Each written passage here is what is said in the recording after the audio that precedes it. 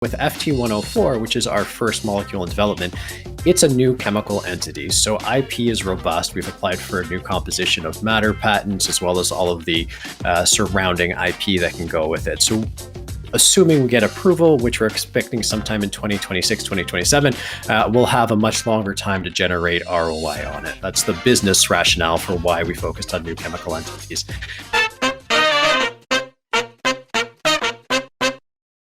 Hey there, Midas Letter subscribers. My guest right now is Ronan Levy. He's the co-founder and executive chairman of Trip Health Ltd, trading on the TSX under the symbol FTRP, and on the OTC in the United States under the symbol FTRPF. Ronan, welcome.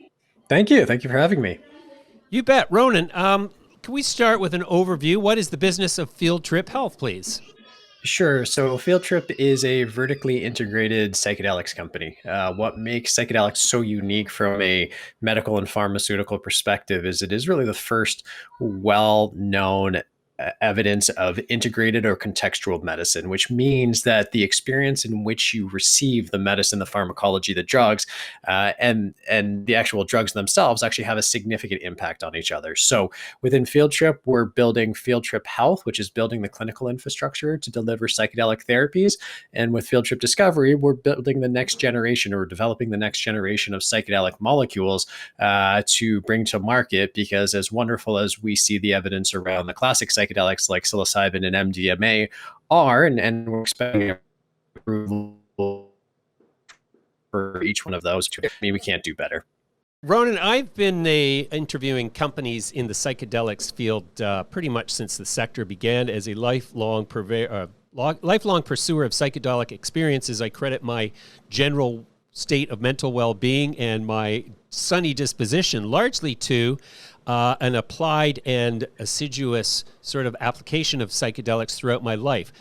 Okay. I have not used them exclusively as recreational psychonaut traveling devices. I have used them as often as not to cause my entire mental system to reset when things seem to be overwhelming. And I can't say enough about it. So to find that the medical profession has finally caught up to my amateur sort of peregrinations is a relief.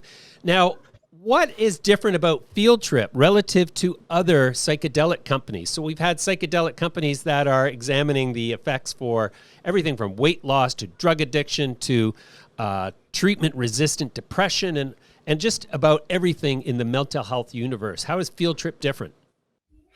Yeah, we're different in two primary ways. First is that we're part of a vertically integrated model, which means we're focused on drug development as well as the delivery mechanisms, because as I was touching on briefly, they go very hand in hand, where the experience, the set and setting, which is a term that's used very often, as well as the therapy that gets paired with the psychedelic has a significant impact on the therapeutic outcomes.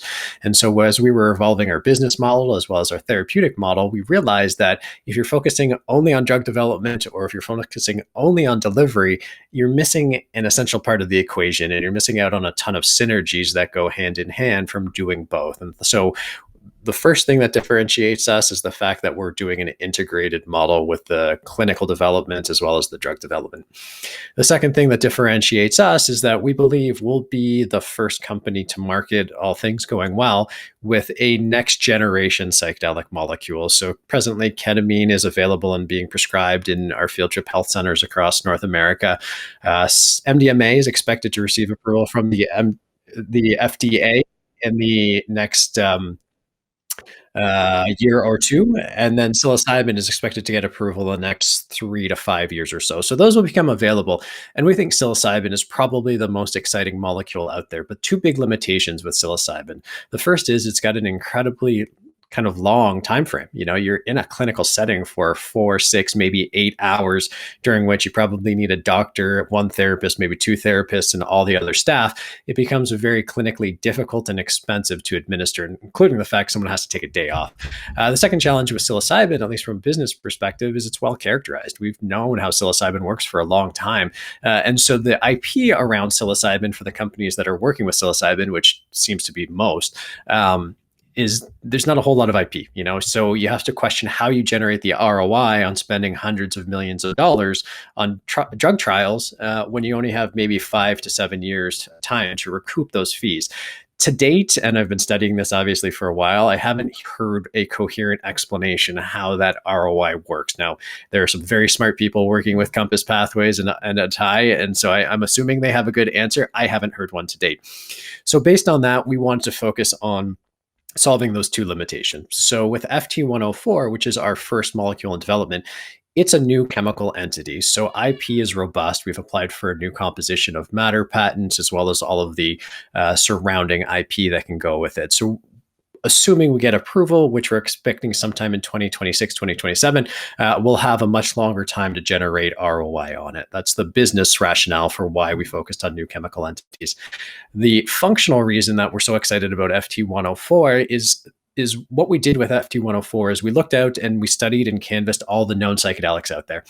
And we found one molecule in particular that is subjectively almost identical to psilocybin, and identical to psilocybin in terms of what happens in the brain. But what makes it different is that it only has a trip time of about 2 to 3 hours as opposed to 4 to 6 hours. So that means from an experience perspective, from a therapeutic outcomes perspective, we expect it to be virtually identical to psilocybin, but can be delivered in about half the time. And so we think it's just going to be a preferred molecule, both for patients as well as clinical staff, doctors, therapists, because it's going to be cheaper and more accessible. Now, I know there's a lot of interest also in say DMT, which is an incredibly short molecule.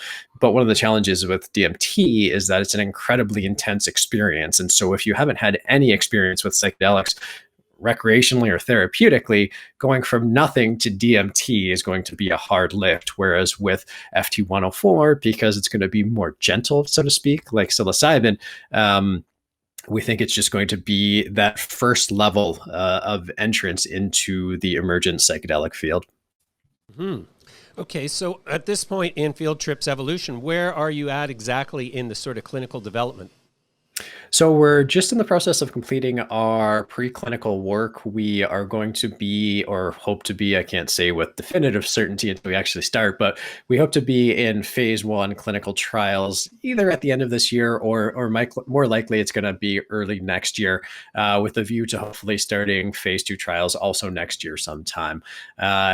Based on the indication that we plan to move forward with, although there's still flexibility in that, we do expect to be to market within about a year of Compass Pathways, so about 2026, 2027. And we actually think that's wonderful. We actually have a second mover advantage in this respect because MAPS and Compass Pathways are going to do all the hard work and lifting trying to get regulatory approvals for psychedelics and the trials associated with them. And then we'll be able to follow suit shortly thereafter with what we think is a better next generation molecule, but taking advantage of all the hard work that they've done to create the regulatory paths for us. Mm-hmm. So in terms of a global market, what would you say the total addressable market is for psychedelic therapies? It's hard to put an exact number on it. You know, Canaccord Genuity came out with an estimate that based on the number of indications they're seeing, the market could be as much as $100 billion. I personally, and certainly I'm not terribly objective in this, but I actually think it could be significantly larger. If you look at the US alone, they spend $250 billion a year on mental health treatments and ancillary services. And that's only the US, and it's not working at all. I truly believe that psychedelics are going to fundamentally revolutionize most current approaches to psychiatry.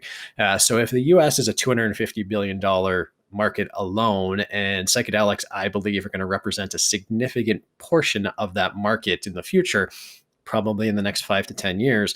And then you extrapolate to the global economy and you think mental health is probably going to go through increasing challenges, particularly following the COVID pandemic.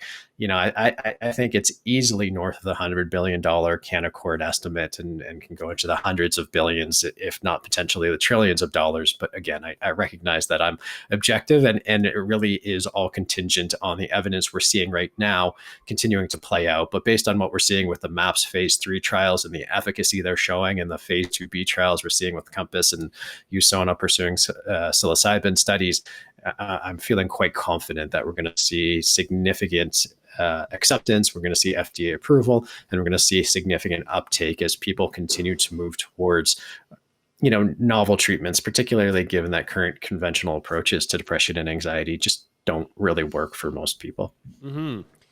In the clinical environment, how do you mitigate against the onset of when the fear response creates a negative experience, as sometimes happens through either too much of a dose or just the wrong set and setting can induce a fear overriding factor that precludes the ability of a therapeutic experience? That's exactly why we think this integrated model is so important, is that we are going to we started already, our first clinic opened last year. We've got 6 clinics open. We'll be at 20 clinics open or operating before the end of 2020. Through all the data capture and treatments that we're offering, we're going to be able to get a good handle on how to mitigate bad trips. Now, I think it's also really important to recognize that the current thinking is that there's no such thing as a bad trip per se. There are only easy trips and hard trips.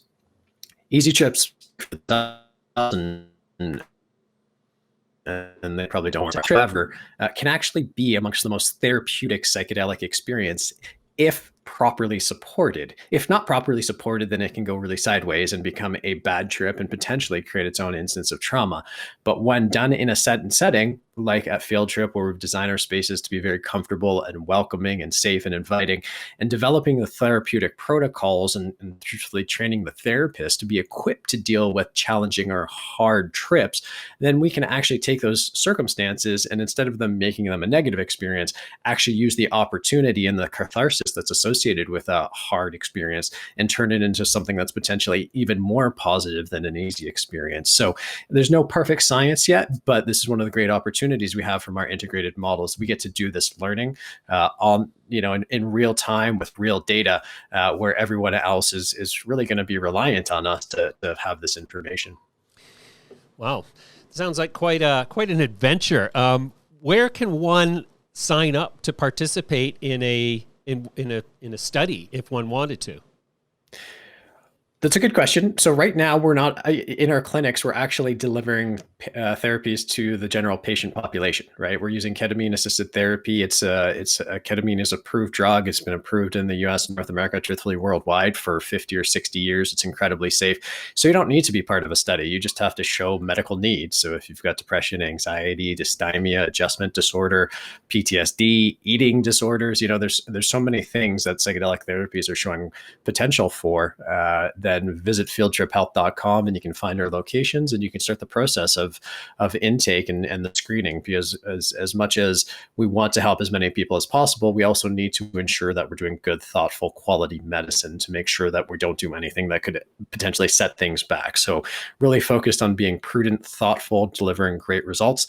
And so we don't treat everybody, but there are a lot of people who can benefit for our therapies. If you want to participate in a clinical trial, we're not yet accepting patients for our phase 1. That's still a little bit down the road.